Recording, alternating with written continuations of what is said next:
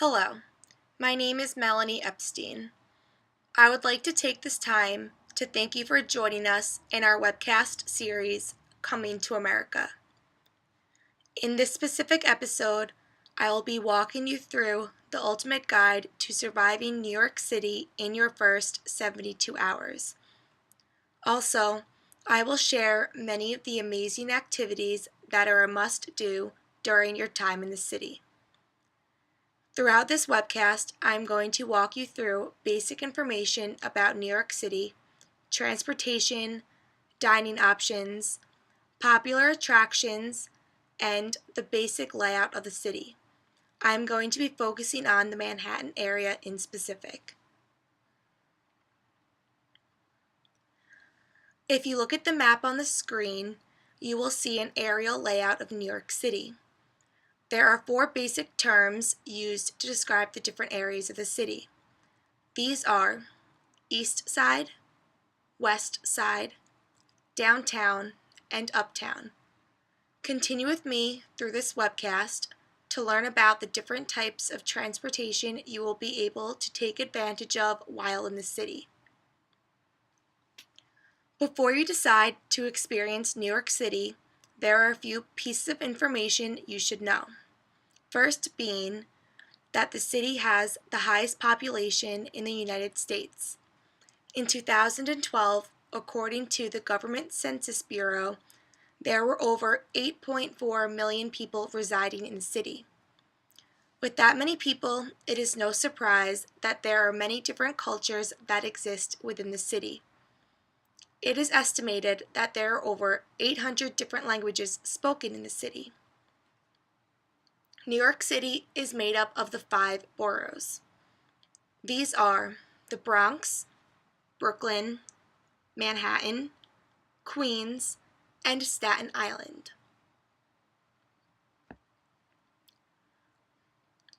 Once you have decided that New York City is a place for you, there are 5 simple steps that I advise be taken upon arrival. As someone who has spent a significant amount of time in the city, here are some helpful tips. First of all, everyone who plans on visiting the city should keep a pocket-sized map handy at all times. This can help you figure out how far you need to go to get to one place to another. Or, it can assist you in figuring out exactly where you are if you get lost. Secondly, comfortable shoes are a must. I understand that walking sneakers aren't the most attractive. However, with the miles of walking done in the city every day, I have learned to put the fashion-forward shoes in a bag and to put them on when you reach your destination. Third, you should keep your money organized. For each day, you should set aside a certain amount of money for food, travel, and entertainment. Trust me, money goes very quickly in the city. Fourth, you should know where you're going. New York City is very fast-paced, and those who call it home like to keep it that way. Try to avoid standing in the middle of the sidewalk when trying to figure out which way to go. Finally, invest in a Metro card. If there is one piece of advice you take away from this webcast, is that you need a Metro card. It is no secret that the traffic in the city is tremendous. Most individuals who live in the city rely on public transportation. The Metro card will get you access to buses and subways in a quick and easy way. You can purchase a Metro card at any station. When talking with people who are experiencing the city for the first time, the one thing that everyone seems to have had the most trouble with is navigating their way through the transportation city. I have to admit that it can be tricky at first. However, after reviewing the next few slides with you, I hope I can help you understand it a little bit better. When traveling in the city, there are 4 ways that you will typically get somewhere. You will either walk, take a taxi, bus, or a subway. In New York City, one of the first things you will notice is the amount of people walking everywhere, quickly. Walking from destination to destination is preferred because, well, it is free. However, for reasons such as not wanting to walk, many individuals choose a different option. Many people seem to prefer taking a taxi because it is private and you are not crammed into a crowded subway or a bus. If opting to take a taxi, just remember it is going to be your most expensive form of transportation. The downfall to taking a taxi is that you are dealing with New York City traffic, and typically it will take longer to reach your destination in a taxi opposed to taking the subway. There isn't a set price for how much a taxi ride will cost you. However, there are many factors that need to be considered, such as how far you travel, how much time it takes you to travel, how many passengers you have, and if the driver has to help you with your bags. These are all factors that are going to increase your payment at the end of your ride. One thing to remember about taking a taxi is that you should tip your driver at the end of the ride, similar to if you were to tip a waiter at a restaurant. Another reason why people seem to prefer taking a taxi is because it is easy. You get into the taxi and tell them where you need to go, and they drop you off exactly where you told them to. No need to understand different maps or schedules. New York City subways can be overwhelming if you don't know how to use them. The best piece of advice I can give you is to get the map. They are free and available at any subway station. Just ask an attendant where you can get one. Subways are convenient because they run often. During rush hour between 6:30 and 9:30 a.m., they come every 2 to 5 minutes Monday through Friday. Every 5 to 10 minutes during midday between 9:30 a.m. and 3:30 p.m. Monday through Friday. Every 5 to 10 minutes in the evening from 8 p.m. to midnight, and every 20 minutes from midnight to 6 a.m. The first thing you should know is that on the west side there is the 1, 2, and 3 lines, and the A, B, and C lines. On the east side, you have the 4, 5, and 6 lines. If planning on staying in Manhattan, you should just focus on what color line you need to be on. Secondly, when looking at the map, the different stops are indicated by the dots. The white dots show express stops, which will only be made by an express subway. If your destination is one of the black dots on the map, make sure you end up on a local subway. Third, you need to decide if you need to go uptown or downtown. If you need to go uptown, it will typically say Queens.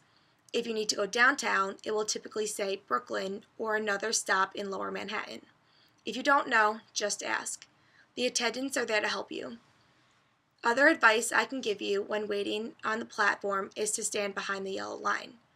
This is for your safety. Second, when waiting to get on the subway, always let those coming off exit before you board. Third, if you want to get a seat, try heading to either the front or the back of the subway. Most people tend to gravitate toward the middle while waiting. New York City buses seem to be used most often by those living in New York City rather than tourists. They run very similarly to that of the subway. The only thing to keep in mind, they have to deal with the New York City traffic, as do the taxis. Buses can be convenient because they reach all 5 boroughs of the city. The bus stops are very easy to locate. They are on the street corners and have round signs with a picture of a bus and their route number. There are bus maps located at these stops. The buses tend to stop every 2 blocks. However, there are some that are marked limited, which make fewer stops, similar to that of the express subways. Each borough of New York City has its own bus map and schedule. They operate almost identical to that of the subway. One thing to keep in mind when planning out transportation through the bus is that from 8 a.m. to 9 a.m. and 2 p.m. to 3 p.m., it is expected to be very crowded because of the school students going to and leaving from school. Continue with me through this webcast to learn about the different types of dining options you can experience while in the city. The city is full of fun and unique places for dining options. I am going to walk you through a few of the must-go places for your visit in Manhattan. For your early morning, when you need a good cup of coffee, the best place to go is the Chocolate Bar. For the past few years, and it is a definite on my list of must-goes. For lunch, one of the coolest places I've been is a Stardust Diner. It has a 1950s retro theme, and the waiters and waitresses dance on top of the tables, singing popular music from then and today. For dinner, there is no better place to go other than Carmine's. It has the best Italian food you can get in Manhattan. It is a family-styled restaurant and the portions are huge, so it is a great place to bring a fun group of friends to enjoy amazing food. If you are a late-night goer and need a good bite to eat after a night on the town, Coppelia is the place to go. Their menu features burgers, pastas, breakfast foods, and everyone's favorite late-night snacking options. As far as entertainment is concerned, the list goes on and on for the Manhattan area. These are just a few of my favorite places to visit. As far as sightseeing is concerned, the Statue of Liberty is the most famous of them all. Everyone needs to experience it at least once in their lifetime.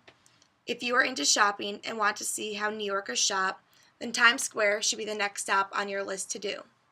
With hundreds of stores and outdoor vendors, it is impossible to leave empty-handed. Then comes the nightlife. New York City definitely has it all. After all, it is often referred to as a city that never sleeps. If you are into the bar scene, then -5 is a place you can't leave the city without going to. The bar is made up of completely ice. The chairs, glasses for your drinks, it's a must-go place. If you prefer the club scene, there are so many options. My favorite and the most popular among other college students is CLO. If any of the previous didn't appeal to the activities you think you would be interested in, no worries. There are endless activities to partake in while staying in the city, such as museums, art exhibits, Broadway plays, parks, shopping, tours, concerts, fine dining, and sightseeing. As you can see, visiting New York City can be quite overwhelming for your first visit, especially in your first 72 hours. However, after watching this episode of Surviving New York City, part of the series Coming to America, I hope it helped you grasp a better understanding on what you can expect if you decide to venture into the city in your near future. Thank you very much, and I hope you enjoyed the rest of this webcast series.